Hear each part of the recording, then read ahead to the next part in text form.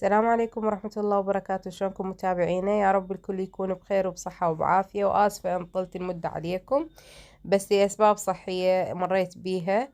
وإن شاء الله بالفلوق الجاي تنتظروني أكو مفاجأة إن شاء الله راح أنزل لكم إياها بالمحتوى الجاي. ومثل ما تشوفون رجعنا وياكم وفيديو جديد ومحتوى جديد. مثل ما تشوفون اني مشترين احنا 5 كيلوات من اللحم الغنم، وراح نسوي أكلة الكبسة بالرز البسمتي واللحم الغنم. طبعا اني مسوية البصل والقطع اللي هي تكون لية الخروف، وسهيتها على النار وخليت فوقها اللحم. وعندي تقريبا 5 كيلوات من التمن. وهنا أنا قاعدة أسوي البوتيتة والشعرية طبعا.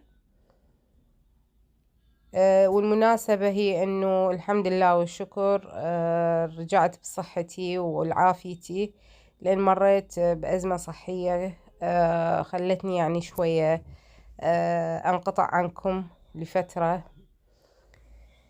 كملت اللحم هنا، شلت المي على جهة، خليته حتى أكبس بيه اللحم. وهنا أبو مهند ساعدني حتى يخبط لي المكونات كلها، وبدينا نخليها بأطباق السفري حتى نوزعها، ويا رب يتقبل من الجميع. والحمد لله هنا طبعا مهند أخذ الموبايل وبدأ يصور، ما شاء الله عليه، يعني تصويره خبرة. ربي يحفظه إن شاء الله لوليدي وأشوفه بأعلى المراتب. الحمد لله والشكر. يعني نعمة الصحة اللي من رب العالمين هذه ما تعوض أبد. فالحمد لله. مثل ما تشوفون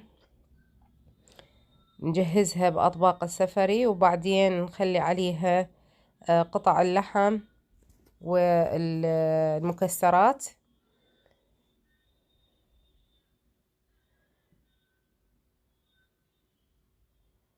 همسة هم بدت تاخذ أخذة الموبايل وتريد تصور، هي هم تصير مصورة. بس ما شاء الله فاجأني طبعا ابني مهند بالتصوير مالته. يعني حلو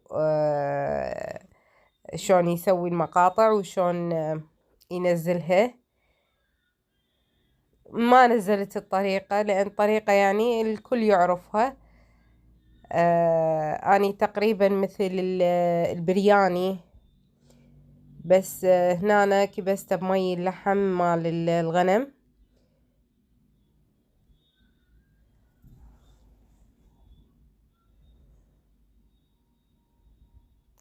تقريبا على وشك انه احنا يعني خلصنا، وبدينا ندير قطع اللحم على واجهية التمن،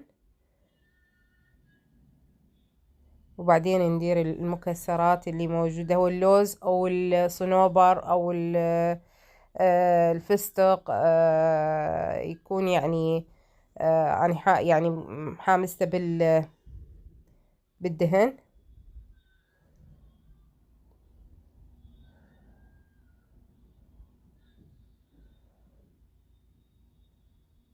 واللهم زيد وبارك يا رب للجميع. وهنا وصلنا واحنا وياكم لنهاية الفيديو، ويا رب يكون يعجبكم واكون خفيفة الظل عليكم.